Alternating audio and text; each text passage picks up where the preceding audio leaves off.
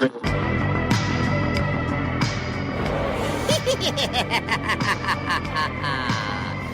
boils and ghouls. It's your old pal, John Kassir, the voice of the Crypt Keeper. And guess what, kiddies? You are now tuned in to PVD Horror Podcast. Pleasant screams.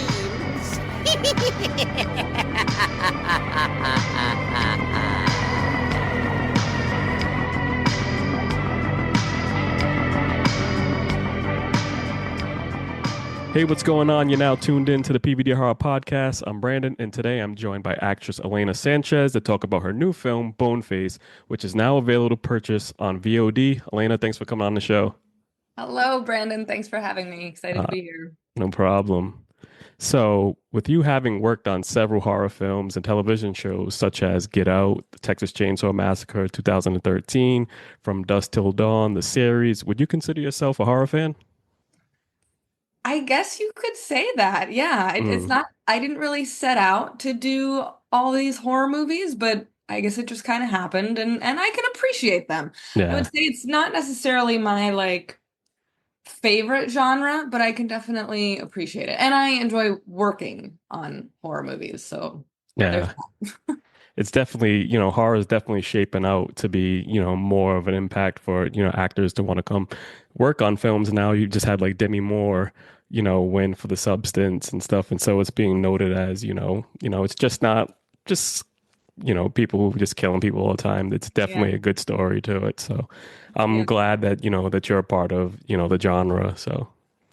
Well, thank you. Yeah. And I love exactly what you said. I love that nowadays it's not just like gratuitous horror, but there's actually a story behind it. And that's what I enjoy. Yeah.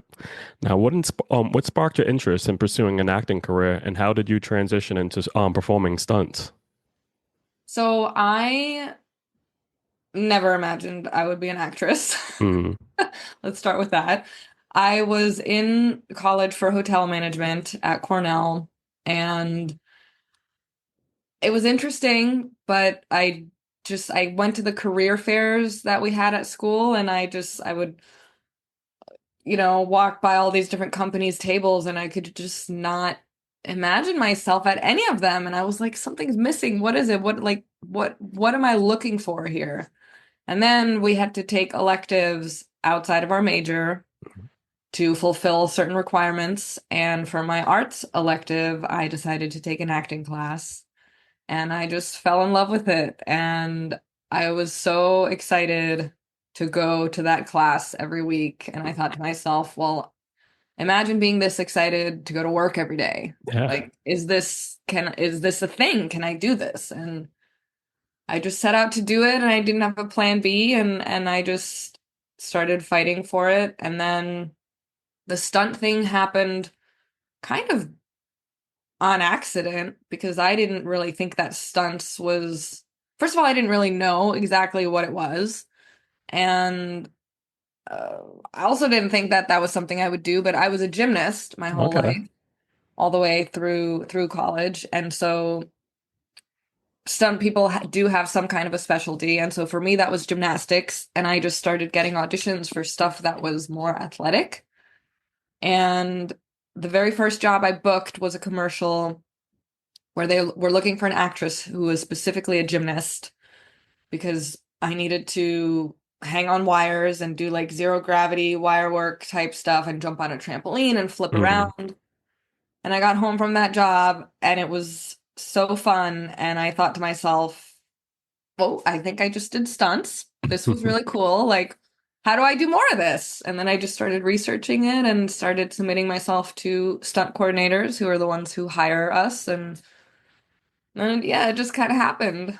Oh, that's awesome. Because that's the thing. It's like, a lot of people never know how to get into a certain field. Like for me, growing up, I think doing voice acting for like cartoons and stuff was always something that stuck out to me, but I just never knew how to get involved into it. And so I think it's so cool because, a lot of people are, there's so many people like you online that are kind of like on your YouTube channel telling a little bit about the companies and everything and how you can get involved and showing how you do like the table talks and stuff like that. So I think it's really cool that you kind of give back to up and coming people that want to be involved into this craft.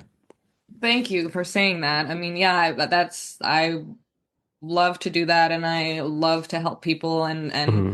also just let people know that you can do it. Like Hmm. I didn't know a single person in the industry.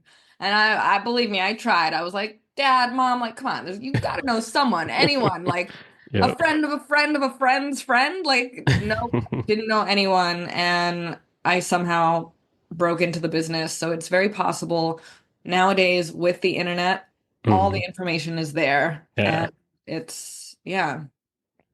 And it's really cool because The Hunger Games Catching Fire marked the beginning of your feature film career. Can you describe your experience working on a high profile project like that for your first time in the industry? Well, so it was amazing. Mm, I didn't understand what I was doing there. I thought it was a mistake. I thought I was gonna get fired.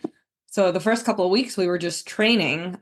I at that point I had never done any kind of weapons work. So we started training with 8711, which is an amazing stunt team, and they started teaching us with weapons. And but meantime I hadn't we hadn't been on camera yet in any scenes. So insecure me was thinking like, oh my gosh, I'm gonna get replaced. Like mm, if I mess up, or they're gonna realize that I just suck. Like and so it was a little nerve-wracking. After the first scene where we were all on camera, I was able to take a deep breath and be like, okay, this is happening. They can't replace me anymore. And I just enjoyed it. It was like every set was incredibly elaborate and amazing. And I mean, it was the biggest movie of the year at the time, and I just couldn't believe how lucky I was to be there and just surrounded by all these amazing actors. And I mean, every department had the best of the best. So I felt very, very lucky to be there. that's awesome. Now, you also portrayed a walker in the hit show The Walking Dead. What zombie films did you study to prepare for your role to become, a zombie? It's funny you mentioned that because I hadn't really seen that many zombie movies other than Zombieland, and the Oh, okay. zombies in Zombieland are very different to the zombies in on The Walking Dead. And so I just kind of like when I got to set, they they kind of tell you like this is how the zombies on this show walk. There is apparently like the extras on the show apparently go through some kind of like zombie school training thing. Hmm. Which I did not get to do, but I feel like that would have been fun. Okay. But yeah, so they basically just tell you like and show you oh this because they've all been doing it for so long. Even the crew members, they all like know how the zombies walk, so they just kind of show you what to do. Hmm. So what was it like, just becoming a zombie with the makeup and everything like that, the clothes, how did it feel? Yeah, so the makeup, luckily I had done prosthetic makeup stuff before, but you basically you have a very early call time because you go into the makeup trailer early and they glue these like pieces on your face depending on how dead you're looking. Yep. Um sometimes sometimes it's just actual makeup without gluing pieces on. But those guys are the best of the best. They, have been doing this every day for years. So the process is relatively quick. I want to say maybe like an hour, Okay. That's not hour bad. and a half tops. Unless like sometimes they have those walkers where it's like their bodies are falling apart and everything. Those guys Yeah. obviously take a little longer. But yeah, and then the clothes are just like super tattered clothes and it's fun. Yeah. Now, you also contribute to a numerous amount of Marvel films, and you're also featured in the upcoming Captain America: Brave New World, scheduled to release on February 14th. Can you discuss your experience working on these projects? So Marvel is amazing. They're Mm, all those movies are like a well-oiled machine. All again, you walk in and it's the best of the best. Most of the movies I've done for Marvel, I've been a part of just some of the like bigger action sequences. Okay. Like on the Spider-Man movies, for example, I did like the Washington Monument scene, I did the ferry breaking in half scene, I did in the latest one I was in Times Square. Mm. So it's fun to be a part of those big scenes where the sets are really cool. Like, yeah, the ferry scene was so much fun. We were like on an actual ferry, which was obviously on the back lot of the studio, not on water, but they built an actual ferry and broke it in half, and it was so cool to be a part of that. For the Avengers movies for Infinity War and Endgame, I was one of Gamora's additional stunt doubles. Okay. So that was cool to get painted all green and wear her like sexy suit. Yep. Excuse me. Yeah, and then for Captain America, which comes out Valentine's Day, that'll be a fun date night movie. Hmm. I also got to be part of a couple of the bigger action sequences. I can't tell you exactly what I got to do, or I'm gonna be in trouble with Marvel. Yeah, okay. We'll keep it on the But hush. yeah, you'll have to see it when it comes out. I will say it was very special watching Harrison Ford work Yeah. because Yep. he's a legend, obviously, and that was just amazing to be a part of. That's awesome. So I also had the opportunity to visit your YouTube page, like I said earlier, where you share some of the behind the scenes footage of your stunts. What has been your favorite stunt that you can still think of on some of your films that you've been working in the past and up to Wow. currently? Hmm. Oh. I mean, I do like to mention the when I was hanging off a helicopter with Spider-Man. That was Mm. just fun and crazy, and I never would have imagined that I would do something like that and it would be considered work. Yeah. I do I really love all kinds of zero gravity wire work Mm. type stuff. So, for example, I did a movie called Geostorm with Gerard Butler, which unfortunately didn't do so well, but we're not going to talk Mm. about that part. Um, but that was fun because I got to, and it was also hard, but I was wearing like a huge space suit. It was like 60 or 70 pounds, and we were also on wires because we were supposed to be floating in outer space. Um, so yeah, I love doing that kind of floaty stuff.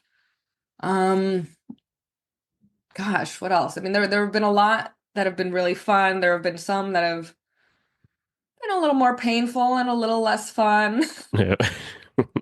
Uh, yeah, yeah. Oh, that's cool because yeah, I had seen one when you was set on fire, and I was just like, oh man, like that is crazy. Yeah, so the Firebird, it's funny you mentioned that one because uh, and that one I did fairly recently. Like I was, I Hmm. think 10 years into my career when I did that one. And I had always said, nah, I don't need to do Fireburn. I'm good. Like that's kind of the one thing that I don't really need to do. Like I'm good, good. And then I booked a role in a horror film as a witch, and in the film, the witch gets set on fire. And Hmm. so this was the first time I got asked to do a fire burn where I was the character versus Hmm. just being the stunt double and doing the fire burn for someone else. So I was like, okay, well, if I'm ever going to do a fire burn, this is the time to do it because it's me as the character. First of all, they'll be able to get way better shots because they'll be able to get my face. I won't have to hide it because I'm not the stunt double. And so and they asked me if I wanted a stunt double for it, but I trusted everyone involved and I thought, you know what, if I'm ever gonna do it, this is the time. And Yeah, so I there did you it go. and survived to tell the tale and I'm good. You know, I don't need to do another one now. It's like been there, done that. That's awesome. Now, let's discuss your latest film, Boneface. Can you give a synopsis on the film? Yes. So it's like Friday the 13th meets Clue, Hmm. which means it basically it starts off as a horror slasher type film and then turns into a murder mystery. So Jeremy London and I play a sheriff and a deputy, and we come across this horrible, horrible crime scene where a bunch of campers have been murdered at a summer camp. And we follow the clues to a local diner down the road, and we walk into this diner and we find a very interesting but also somewhat suspicious group of patrons. So Hmm. we know that one of them must be the killer, but we don't know who it is. So then we spend the rest of the movie trying to figure it out. That's awesome. Now, you know, when it comes to, slasher films or anything like that, a cool mask is always a must. And have to say, Boneface delivers. What went through your head when you first seen the mask for the first time? Oh, it was gross. I was like, I mean, it was very elaborate, Yeah. and I thought to myself, wow, they did a really good job with this mask. And obviously, it was very important to them Hmm. to make an amazing mask. I mean, it's the name of the movie, Boneface, so you have to Yeah. deliver with the mask. And then I realized the other day, also from someone commenting on one of our trailers, like I realized I've worked with Leatherface, Hmm. and now I've worked with Boneface, and they're kind of similar in terms of they recycle pieces of their Yep. victims. Oh my gosh, that's so gross. I can't believe I'm saying that. But yeah, so it's like a different form of that. Yeah. Now, how did you prepare for your role as Deputy Macaulay? So I wanted to approach it very naturally and just thought to myself, like, okay, well, how would Elena react in this situation? Hmm. Um, as far as preparation, I made sure to really learn the script inside and out because there's a lot of dialogue, but also with so many different characters. When we're inside of the diner, there's like 10, 12 characters, and we're all kind of talking at once. Yeah. So it's really important to make sure you know your dialogue very well. And then, yeah, as far as like how would Elena react in this situation, but at the same time, I kept in mind that I am a police officer, and police officers have a certain amount of training to not let their emotions interfere with the Hmm. job they have to do. Because I think Elena would have definitely freaked out a lot more and probably been more emotional than Deputy McCully. Yeah. So I tried to taper that bit down a little bit and bring the professionalism up a little bit. That's awesome. Now, yeah, we had talked about it a little bit earlier about, how it had the slasher vibes and the murder mystery vibes, and you were a big fan of the film Knives Out. So how was it like, working on a project like this? Yeah, so I love the Knives Out movies, and I mean, I'm a huge Ryan Johnson fan in general, and I was lucky enough to work on the movie Looper with him. Okay. I've been following him since then, and the Knives Out movies came out, and I just thought they were so clever and so amazing, and thought, man, I hope one day I get to do a murder mystery like this, and then this one fell in my lap, and I mean, it's no Knives Out, Mm, just gonna be clear. yeah. But it's a fun murder mystery, and I was really excited to just get the call for it and also not have to audition, which is every actor's dream. I think this was the first. Oh, that's not true. It was my first like lead role that was offered to me without me having to audition. So that also meant a Mm, lot to me. yeah, that's big. So, like I told you earlier, you did a great job in this film, and it was really cool, to see you take action, on such like a role like that to try to just crack this case. But, I've always been told by various actors that horror films offer the most enjoyable on-set experiences. What was it like working with this cast on Boneface? It was so much fun. So we were filming in Mississippi. Most of the movie takes place inside of this diner. Mm, Excuse me.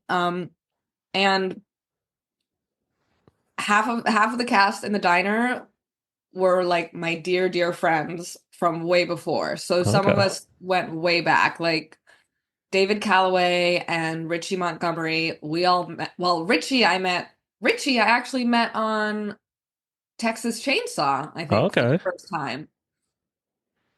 And then David Calloway I met on The Magnificent Seven, which Richie was also on. Richie I've done like 8 or 9 movies with at this point. He's amazing. But so him and David play the two biker dudes.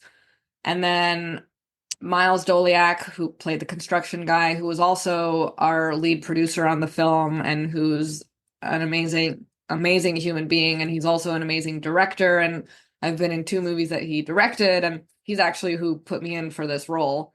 So I'm like getting to hang out in this diner with some of my best friends in the world. And then Jeremy London, who I Hmm. had also done another movie with the year before. So it's just like when you get to do a movie like that and you know everyone and it's all your good friends, it's just it's so much fun. I feel so lucky to be able to call that work. Yeah. That's awesome. I had seen on your Instagram page you guys had taken pictures of the premiere. What was that like? That was a lot of fun. So we premiered it in New Orleans, Okay. which a lot of the cast and crew were from New Orleans, and Miles, our producer, is also the head of the Loyola film program in New Orleans. So they've got deep roots in New Orleans, so it was important for us to premiere it there. And we had a big showing, and it was so fun to watch it with a crowd that was so into it, and they were like yelling and screaming and laughing and gasping and clapping, and yeah, it's obviously, they might have all been a little bit biased because it was a lot of our friends and stuff, Hmm. but it's really fun to watch a movie with that kind of energy in the room, and it makes you feel really good, which is obviously always nice. And yeah, it was a lot of fun. And then after, we all just kind of hung out and chatted about it, and yeah, it was really special. That's awesome. Now, like I said earlier, with you working on so many big films, what is it like for you to also just, take part in like independent horror films such as this, to sharpen your craft? How was the experience like? So the main difference, I think, between the bigger blockbusters and these smaller indies is, first of all, usually the amount of crew members. Hmm. On the bigger movies, you'll have 100, 200, 300 crew members on set. And on the smaller indies, you'll have maybe 40 or 50, if even that. And the other difference is that when problems come up, you can't just throw money at them. Yeah. So on an indie, there's more kind of creative problem solving, and often there's people wearing multiple hats. So sometimes they might be a little more stressed because they have a higher workload. Um, but it's definitely kind of a more intimate feel because everyone is a little closer and works a little more closely together. Whereas on the bigger ones, everyone has their like specific spot, and they kind of like, you stay in your lane. And for me, as an actress, I'm not doing leads in Marvel movies yet. But on these smaller indies, I get to play larger roles, which fulfill me creatively. Yeah. And that's awesome because, I just love the way how the film ends. I mean, is this the last of Boneface? Can we see more, or what do you think? I think there could be a sequel. I mean, we Okay. were talking about it on set, and we would make jokes like, "Oh, you can get into the sequel, and oh, you're not gonna make it," and like, yeah. I mean, I think it's definitely one of those films that lends itself to a Yeah, sequel. definitely. I would definitely love to see a sequel to Boneface. So, Yeah. if that can happen, I would really enjoy that. What are some things that you learned from working on this project? Huh. Um, I mean, I think I learned something on every project, but Hmm.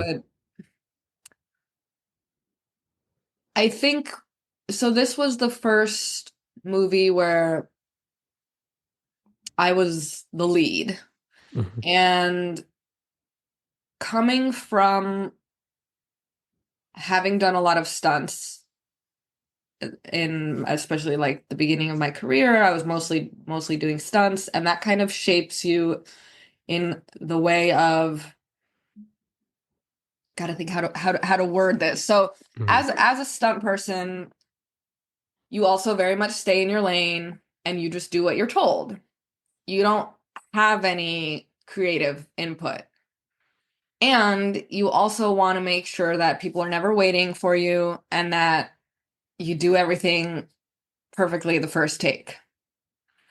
Now, being on set as an actor, this movie made me realize that I need to be more confident to take risks Hmm. that I wouldn't be taking as a stunt person. Like as an actor, I am allowed to give creative input and I am allowed to question certain choices and think like, well, actually I think my character would do this. Whereas as a stunt double, like you would never even consider Yeah. doing that. Yep. So I think just kind of transitioning the mindset from more of a stunt mindset to more of a creative actor mindset with more freedom creatively.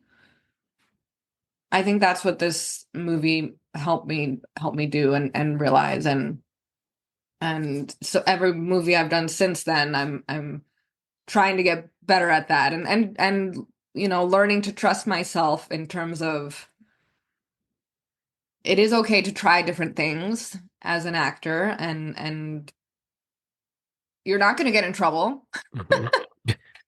And yeah, so it's been an interesting learning curve for me.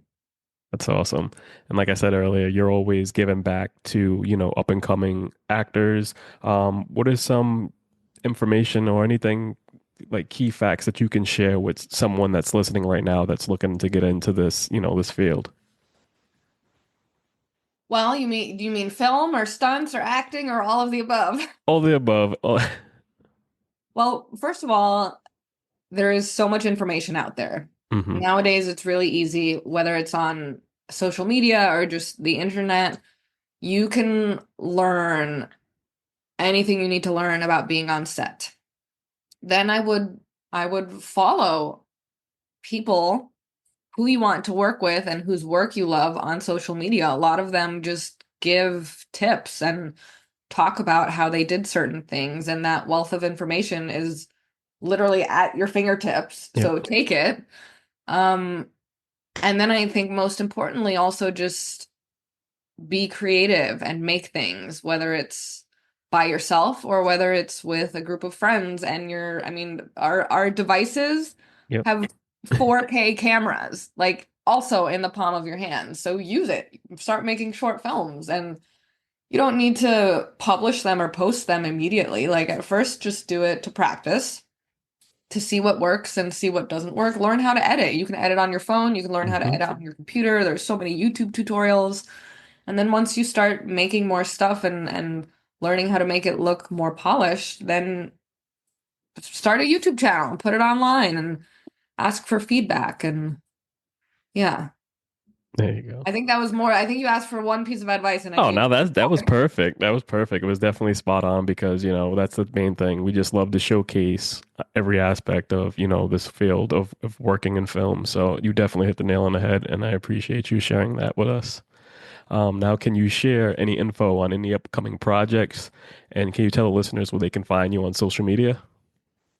Yeah, so well, okay, we talked about Boneface, we talked about Captain America. Yep. I just finished another movie that I'm really excited about called The Neglected. Hmm. And I think you're gonna like this one too. It's a detective thriller, and I play detective opposite Josh Duhamel. Okay. And we also have Dylan Sprouse in the cast and Till Schweiger, who is a very famous German actor, which made the German in me very happy. And yeah, that one's a really cool script. It kind of reminded me of Seven, the movie Okay. Seven, Yep. Brad Pitt and Morgan Freeman. So that one, we just finished that right before Christmas. So that one won't be out till I guess maybe later this year or beginning of next year. Okay. And as on social media, everywhere, I'm the Elena Sanchez, which sounds very pretentious, but Elena Sanchez is a very common name and it was already Yes. taken. Yep. I had to add just THE in front of it. There you go. Well, Elena, thank you so much for coming on the show. For everyone listening, make sure you check out Boneface, available now on VOD, and also Captain America: Brave New World, scheduled for release on February 14th. You don't want to miss this. We will be back next week with another episode. Until then, take it easy.